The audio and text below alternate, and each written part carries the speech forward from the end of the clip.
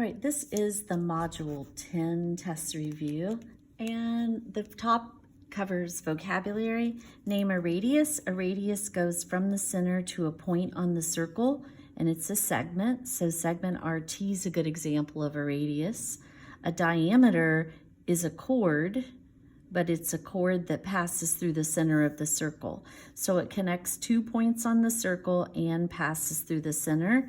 It's also a segment, that's segment QS. A chord that is not a diameter, the only one in the picture is PS. It connects 2 points on the circle. It is also a segment. A central angle is an angle that has its vertex at the center of the circle. So our central angle, one of them would be, for instance, this one, angle QTR. A minor arc is an arc that's less than 180. You can name it with 2 letters. So this is less than a full 180 degree rotation. So QR is an example of a minor arc. A major arc is more than 180 degrees. So for instance, if I started at Q and I rotated in this direction, if I stopped there, that would be 180. So I could keep going around to R. So if I start at Q and I pass through, say, P, on my way to R where I stop, that is an example of a major arc, and it must be named with 3 letters. And then a semicircle is half the circle, or exactly 180 degrees. So we've got a semicircle, that would be half my circle there, and you name that with 3 letters as well. So I could start at Q and pass through R and go around to S. That would be a semicircle. Now, those weren't the only possibilities there. So if you, somewhere I have those written down, if you would like to freeze the video, you can look at all the other possibilities and see if by chance something that you came up with is there. If you want to find the exact circumference, that means we won't type pi into the calculator. Let's just do pi times the diameter. If the radius is 25, then this is also 25, and the total distance across the circle is 50. So it would be pi times 50, or 50 pi for the circumference there. The units are meters, 50 pi meters. Number 10, find the circumference rounded to the hundredths. Pi times the diameter. We've been given the diameter, so it's just going to be pi times 18. And since we're rounding, we'll go ahead and 18 times pi, hit the pi button, and when we round to the hundredths place, it will round up to 55 hundredths. So it's about 56 and 55 hundredths inches. All right, if you want to find the diameter of a circle and you know the circumference, you're going to end up working backward. So our circumference formula that we've used a few times is pi times diameter. Well, I know the circumference. The circumference, the C, is the 201 and 600ths, and that's equal to the constant pi times the diameter. So if I want to solve for diameter, I can divide both sides by pi. So this is what I'll type into the calculator, 201 and 600ths divided by pi. And we end up with, rounding to the hundredths place, that 99 is going to become 100. Bump that up to 64. So our diameter is about 64. And if we go ahead and take it out to the hundredths, we'll show that we went to the hundredths place. By the way, the circumference is just centimeters, not centimeters squared. That's a mistake there. Okay, in number 12, we're looking for all of these arcs. Let me just go ahead and find everything. This is a central angle, so this arc is 125. This is 90, and this is a diameter. So that means that the, sorry, my microphone. So that means that this angle here, if I subtract 125 from 180, this is going to leave me with 55 degrees. So this is 55. And then notice that this was 90 degrees. So if that's 55, that would leave this central angle to be 35. So that arc is 35. And then this is also a diameter. AL is the diameter. So I have half a circle over here as well. If this part is 125, then that's going to leave this. We want it to be 180. This is going to be 55 degrees. And then across the top, we know that we have 35 and 55. Actually, let me do it this way instead. This is better. So here's my diameter. If this is 90, then of course this is going to be 90 next to it. So that arc is 90. All right, let's answer the questions. Minor arc LG is 55. Minor arc NG is 35. Minor arc AB is 55. And then it looks like I have a major arc. So ALG, I'm going to start at A, pass through L on my way to G. So that's this. So we'll add those three arcs together. We'll add the 55 and the 125 and the other 55. And we get 235, excuse me, 235. And these are, of course, all in degrees because we're finding arc measure. Okay, on this one, we want to find the length of arc EF. So the length is, in order to find the length of an arc, it's the measure of the arc. This arc has a measure of 130. It's equal to the measure of the central angle there. So it's the measure of the arc out of 360 times the circumference. And the circumference formula I've been using is pi times diameter. So if 15 is a radius, then the total distance across is going to be 30. My diameter is 30. So times pi times 30. So it doesn't say whether to round or not, so I'll just go ahead and type it in like I see it. So I have the fraction 130 out of 360 times pi times 30. And if we do that, we'll just round to the hundredths. We get 34 and 3/100. So the length is about 34.03. The radius was in inches, so that's in inches. In order to find the value of x here, I see that these two chords are congruent. Congruent chords cut off congruent arcs. So if that's 135, that's 135.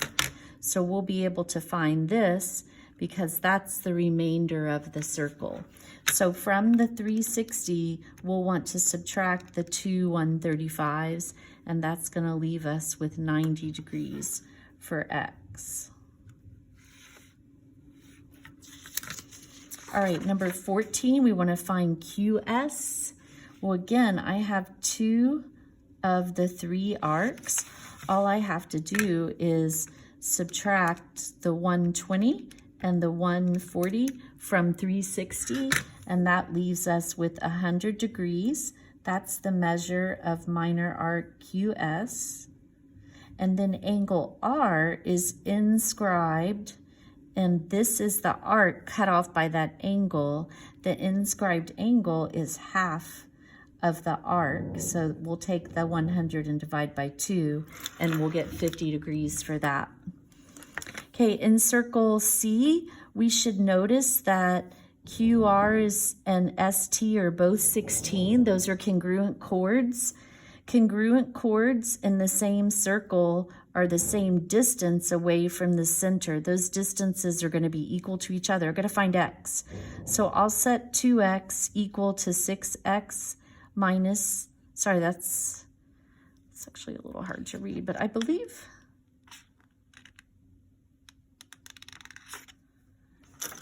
I'm looking at a different copy really quick. Yeah, that's actually 5x. Sorry, that's 5x minus 9.